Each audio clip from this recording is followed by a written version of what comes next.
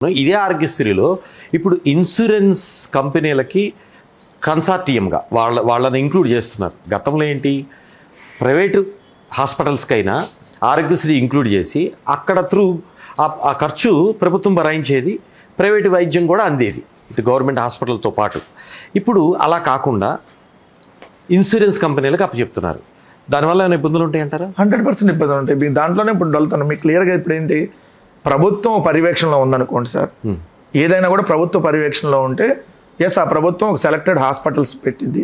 ఇదిగో ఈ హైదరాబాద్లో ఈ హాస్పిటల్లో చూపించుకుంటే ఆరోగ్యశ్రీ, లేదా ఆంధ్రాలో ఈ ప్రైవేట్ హాస్పిటల్ అని లిస్ట్ ఉంటాయి. అక్కడికి మనం వెళ్తే సో 1000 రూపాయలు మనం బిల్లు కడితే చాలు. సో అది మీరు 10,000 అయినా మిగిలింది ఫ్రీ, 10 లక్షలైనా 1000 రూపాయలే, 25 లక్షలైనా 1000 రూపాయలే. అలా కోవిడ్ని కూడా ఇప్పుడు ఆరోగ్యశ్రీలో తీసుకొని వచ్చారు. సో దాన్ని ఏంటంటే ప్రభుత్వం అండర్లో ఉంటే ఖచ్చితంగా ఏంది, వాళ్ళు కూడా రేపు ప్రభుత్వం నుంచి మనకి ఇన్స్ట్రక్షన్స్ కాబట్టి చేస్తాయి. అదే ప్రైవేట్ వ్యక్తుల చేతిలోకి వెళ్తే దానికి రెస్పాన్సిబిలిటీ ఎవరు ఉంటారు? ప్రభుత్వం ఇంకా వదిలేసింది కదా, వాళ్ళు ఆరోగ్యశ్రీ లేదండి ఇక్కడ మాకు బీమా కంపెనీలు అవి రావట్లేదు, సో మేము చెయ్యము ట్రీట్మెంట్. అప్పుడు ఎవరు ఎక్కడికి వెళ్ళాలి? అదే హాస్పిటల్లోనో డబ్బులు ఇచ్చి చేయించుకోవాలి. అయితే ఇన్సూరెన్స్ కంపెనీలు ఇవ్వటం ద్వారా కొంత గవర్నమెంట్ ఇన్సూరెన్స్కి పేమెంట్ కట్టితే ఆ ఇన్సూరెన్స్ క్లెయిమ్ అయినప్పుడు ఆటోమేటిక్గా ప్రీమియం తక్కువ ఉంటుంది, క్లెయిమ్ రేట్ ఎక్కువ ఉంటుంది. అప్పుడు ప్రభుత్వానికి ఆదాయం రాదా? ఎక్కడ వస్తుంది దీంట్లో ప్రభుత్వానికి అసలు ఆదాయం?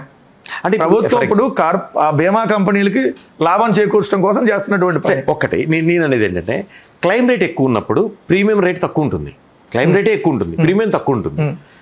ఇప్పుడు ఏంటి, డైరెక్ట్గా రోగి వెళ్తున్నారు, డయాగ్నిసో ఆపరేషన్ సర్జరీనో వాట్ ఎవర్ ఇట్ జరుగుతుంది, అమౌంట్ ఇంటూ ఎంతమంది రోగులు, ఆ పేమెంట్ 100కి 100% గవర్నమెంట్ భరిస్తుంది. కానీ అసలు ఎక్కడ ఉందో భరిస్తాను. ఇప్పుడు మీకు ఉన్న బీమా సంబంధించి ప్రభుత్వం బీమా కడతాం అనేది ఎక్కడ లేదు. ఇప్పుడు ఈ కన్సార్టియంలో ఇప్పుడు ఏదైతే నేను ఇచ్చిన 25 లక్షల లోపు జగన్మోహన్ రెడ్డి గారి ప్రభుత్వం ఉచితంగా ఇస్తుంది. అవును. సో ప్రభుత్వం డైరెక్ట్ గా వాళ్ళకి పే చేసింది, హాస్పిటల్ పే చేస్తుంది, హాస్పిటల్ పే చేసేసి డైరెక్ట్ గా. సో దానికి ఇంకా పేషెంట్ కి ఇంకా దానికి రిలేటెడ్ ఉంటుంది కాదు. నేను ఇప్పుడు ఇన్సూరెన్స్ కంపెనీలు కోయిలేట్ అవ్వటం ద్వారా ఆ బీమానే చెల్లిస్తుంది కదా గవర్నమెంట్. దీంట్లో రెండో రకం ఉంటుంది. ఇప్పుడు మీకు ఉన్నాక బీమా అంటున్నారు కదా మీరు, దానికి సంబంధించిన దాంట్లో ఇంతే కన్సర్న్ వస్తుందని వాళ్ళకి ఒకటి ఉంటుంది. అది అయిపోయింది అనుకో లిమిట్ అమౌంట్, ఆ లిమిట్ అమౌంట్ తో అప్పుడు ఏం చేయాలి? దానికి చాలా దాంట్లో ప్రాబ్లమ్స్ ప్రజలకి కొద్దిగా ఇబ్బంది. అసలు ఎందుకంటున్నారు, ఉన్నటన్నింటినీ మీరు ప్రభుత్వం తరపున ఉన్నాయన్ని తీసుకెళ్లి ప్రైవేట్ వాళ్ళకి ఇస్తాం, వాళ్ళకి లింకులు పెడతాం. ఇప్పుడు P4 అంటున్నారు. ఎంత విచిత్రం అంటే పేదవాడిని కార్పొరేట్ వాళ్ళకి తీసుకెళ్లి అప్పచెప్పేస్తున్నారు ప్రభుత్వం. అప్పచెప్పేసి వాళ్ళు చూసేసుకుంటారని చెబుతున్నారు. మీరు కార్పొరేట్ అనుకుందాం సార్, ఇవాళ మీ పరిస్థితి బాగానే ఉంటుంది, రేపొద్దున బాగుండకపోవచ్చు. ఇవాళ 5,000 10,000 అలా సహాయం చేస్తారు. తర్వాత నెక్స్ట్ ఏడాది ప్రతి సంవత్సరం మీరు వెళ్ళి వాళ్ళ దగ్గరికి మీ దగ్గరికి వచ్చి అయ్యా మీరు ఇస్తారా లేదని మీ ఇంటి దగ్గర గేట్ దగ్గర కాపలా గాయాలా? సో ఇది ఏంటి అసలు ప్రభుత్వం గవర్నమెంట్ రెస్పాన్సిబిలిటీ ఉంటుందంటారు. గవర్నమెంట్ డైరెక్ట్ గా నేరుగా ప్రజల అకౌంట్ లో డబ్బులు స్కీము ఇదిగా చేయాల్సింది. ఇప్పుడు వైద్యం ఉంది. ఇప్పుడు మీరు 25 లక్షలు జగన్మోహన్ రెడ్డి గారి ప్రభుత్వం ఆల్రెడీ ఇచ్చింది. అదే కంటిన్యూ. మీకు హాస్పిటల్కి ఇప్పటికే మీరు పెండింగ్ బిల్లు పెట్టారు, వాళ్ళు సెట్ చేయట్లా. అదేదో క్లియర్ చేసేసుకొని అదే కంటిన్యూ చేయాల్సింది పోయి ఆరోగ్యశ్రీని ప్రైవేట్ పరం, రోడ్లు ప్రైవేట్ వాళ్ళు వేస్తారంట, ప్రైవేట్ వాళ్ళు వేస్తారు కాంట్రాక్టులకి ఇస్తే. కానీ ఏంటి, మీరు వాళ్ళ చేతికి మొత్తం అప్పచెప్పేస్తే వాటి రేపొద్దున గ్రామాల్లో కూడా టోల్ గేట్లు పెడతారు. అకౌంటబిలిటీ ఎంతవరకు ఉంటుంది అనేది కూడా ప్రశ్న. అకౌంటబిలిటీతో పాటు సార్ ఇప్పుడు వాళ్ళ చేతిలో కంప్లీట్గా వెళ్తే మీరు ఇచ్చిన విధానాల ప్రకారం వాళ్ళు ఏమంటారు, ఎస్ అండి మీకు ఇదిగో టోల్ పెట్టుకోండి అని ఇచ్చేస్తారు. ఇప్పుడు టోల్ గేట్లు హైవేలోనే అట్లేకపోతున్నాం. ఇంక రేపొద్దున విలేజ్ లో కూడా వాళ్ళు రోడ్లు అని చెప్పి గ్రామీణ ప్రాంతాల్లో రోడ్లు, లేదంటే జిల్లా పరిషత్లో రోడ్లు, అటన్నిటికీ ట్యాక్సులు అంటే పరిస్థితి. అదే సార్ ప్రైవేట్. ఇప్పుడు మనం ప్రభుత్వం ప్రైవేటు ఈ రెండు వేరు. ప్రభుత్వం పేదలకు మంచి చేయాలి, లేదా మేము ప్రైవేట్ వాళ్ళకి అప్పచెబుతాం అంటే ప్రైవేట్ అంటే ఎందుకు చేస్తాడు? వాళ్ళకి లాభం ఎందుకు చేయడు కదా. వాళ్ళు ఇన్వెస్ట్మెంట్ పెట్టేవాడు లాభం కోసమే చూస్తాడు కదా. దాని ద్వారా ఎవరిని ముక్కు పిండి వసూలు చేస్తారు, మరి మన దగ్గర నుంచి వసూలు చేస్తారు. మీరు చెప్పే పాయింట్ 100% కరెక్ట్. కానీ ప్రాక్టికాలిటీలో వచ్చేసరికలా, ఎగ్జిక్యూషన్లో వచ్చేసరికలా ఇప్పుడు ఓకే భారమే అంతర్జాతీయ రోడ్ల మీద, హైవేస్, నేషనల్ హైవేస్ మీద మనం కట్టడమే ఇప్పుడు అంతంత మాత్రంగా ఉంది. స్టేట్ హైవేస్ కానీ R&B కానీ ఒకవేళ టోల్స్ వస్తే మీరనే ప్రకారము భారమే.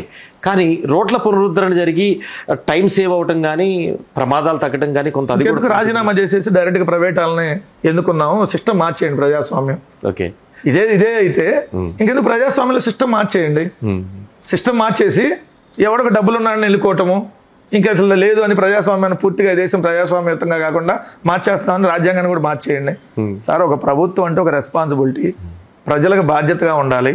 నేను బాధ్యతని తప్పుకుంటా, పలానా వాడు వస్తే నేను బాధ్యతగా వస్తా అంటే మధ్యలో ఇంక వీళ్ళు ముఖ్యమంత్రులు ఎందుకు, మంత్రులు ఎందుకు, ఎమ్మెల్యేలు ఎందుకు, ఈ ప్రజాస్వామ్య వ్యవస్థ ఎందుకు? సో మంచి ప్రభుత్వం సార్ జగన్మోహన్ రెడ్డి గారు చేయలేదు 5 ఏళ్లలో 4 పోర్టులు స్టార్ట్ చేయలేదా, 10 ఫిషింగ్ హార్బర్లు, 6 ఫిష్ ల్యాండ్ సెంటర్లు. కానీ ఇన్ఫ్రా విషయంలో మీరు చెప్తున్న ప్రకారం మీరు చెప్పేవన్నీ కరెక్టే, అన్ని జరిగినవే.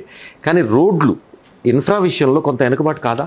సరే, ఇది రెగ్యులర్ ప్రాసెస్. రోడ్లు చాలా మందికి తెలియనటువంటి అంశం ఏంటంటే రోడ్లు వేస్తా ఉంటే పోతా ఉంటాయి. అది ఖచ్చితంగా పోతాయి. ఎందుకు? ఆంధ్రప్రదేశ్లో ఎక్కువ గ్రామీణ వాతావరణం ఉంటుంది. అవును. ఈ గ్రామీణ వాతావరణాల్లో దమ్ము ట్రాక్టర్లు తిరుగుతాయి ప్రతి రోడ్డు. బ్యాన్ చేయాలి ముఖ్యంగా గవర్నమెంట్ వచ్చిన దమ్ము ట్రాక్టర్ల వల్ల ఏంటంటే పోతుంది. మీరు వేసిన రోడ్డు అది వెళ్ళంగానే ఆ లైన్ అలా పడుతుంది. ఒక లైన్ ఆ లైన్ స్ప్రెడ్ అయిపోయి రోడ్డు అవుతుంది. రెండోది ఏంటంటే ఎక్కువ ఈ గ్రామీణ ప్రాంతాల కాలువల దగ్గర ఎక్కువ రోడ్లు ఉంటాయి వెళ్ళేటప్పుడు విలేజ్ మీరు చూస్తే. సో ఆ వాతావరణం ఏంటంటే తొందరగా పాడైపోతాయి. అటు ఇటు కాలువలు ఉంటాయి. సో ఆ వేసిన రోడ్డు ఎక్కువ రోజులు ఉండదు. సో జగన్మోహన్ రెడ్డి గారి ప్రభుత్వం రోడ్లు వేశారు, అంతమంది ప్రభుత్వాలు రోడ్లు వేసారు. రోడ్లు కంటిన్యూ ప్రాసెస్ అండి, వెళ్తానే ఉంటాయి. మరి ఇప్పుడు మేము అధికారంలో దిగిపోయి 15 నెలలు అయింది. మరి వీళ్ళందరూ రోడ్లన్నీ వేస్తారా? 20% వేసారా చెప్పండి నాకు. అంటే కొన్ని ప్యాచ్ వర్క్ జరుగుతున్నాయి, కొన్ని రోడ్లు ఎప్పుడు జరిగేదే కదా సార్, అది ఇప్పుడు జరిగేదే కదా.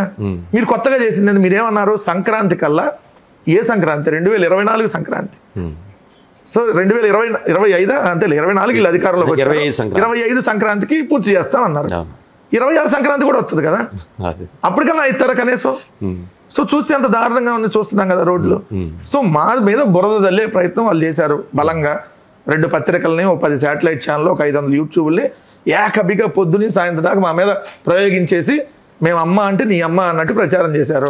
వైసీపీ ఆ విషయంలో డిజిటల్ మీడియా విషయంలో కానీ సోషల్ మీడియా విషయంలో కానీ వెనకబడిందా అంటే? డెఫినెట్లీ ఒకటైతే మేము క్లియర్గా అబ్జర్వ్ చేసినటువంటి థింగ్ ఏంటంటే మా దగ్గర ఉన్న సోషల్ మీడియా బలమైనటువంటి సోషల్ మీడియా.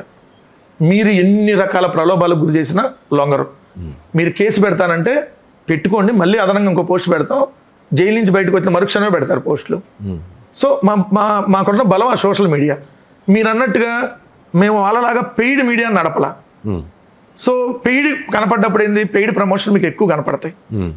మీరు ఎప్పుడైనా అబ్జర్వ్ చేయండి, పెయిడ్ ప్రమోషన్ ఎక్కువ కనపడినప్పుడు ఏంటంటే ఎక్కడ చూస్తే అదే కనపడుతుంది. ఇప్పుడు వాళ్ళు తెలుగుదేశం పార్టీ ఆఫీసులో ఎన్టీఆర్ ట్రస్ట్ భవన్ హైదరాబాద్లో 100 యూట్యూబ్ ఛానల్ నడుస్తున్నాయి. 100 యూట్యూబ్ ఛానల్ అక్కడే కూర్చొని నడుపుతున్నారు. సో వీళ్ళు ఏం చేస్తారు, పొద్దున్న సాయంత్రం దాకా ఒక టాపిక్ తీసుకొని వాళ్ళే కొంతమంది తెలుగుదేశం పార్టీ మెంబర్షిప్ ఉన్నాడే విశ్లేషకుడు, తెలుగుదేశం పార్టీ మెంబర్షిప్ ఉన్నాడే యాంకర్. సో పొద్దున సాయంత్రం బురదల్లే కార్యక్రమం, లేని ల్యాండ్ టైటిలింగ్ యాక్ట్ ఉందని ప్రచారం చేశారండి. ఎంతకంటే ఇంకేమన్నా దుర్మార్గం ఉందా? జగన్ అంటే ల్యాండ్లని లాక్కుంటున్నారని ప్రచారం చేశారు. 30,000 మంది పబ్లిక్ చెప్పట్లేదు సార్. కేటీఆర్ గారు ఓడిపోయిన ఒక స్టేట్మెంట్ ఇచ్చాడు, నేను కూడా ఒక 60 యూట్యూబ్లు పెట్టుంటే గెలిచే వాళ్ళమేమో, అంత దుష్ప్రచారం జరిగిందని. సో ఏంటంటే ఒకసారి వర్కౌట్ అయింది, అది రేపు మళ్ళీ వర్కౌట్ కాదు కదా.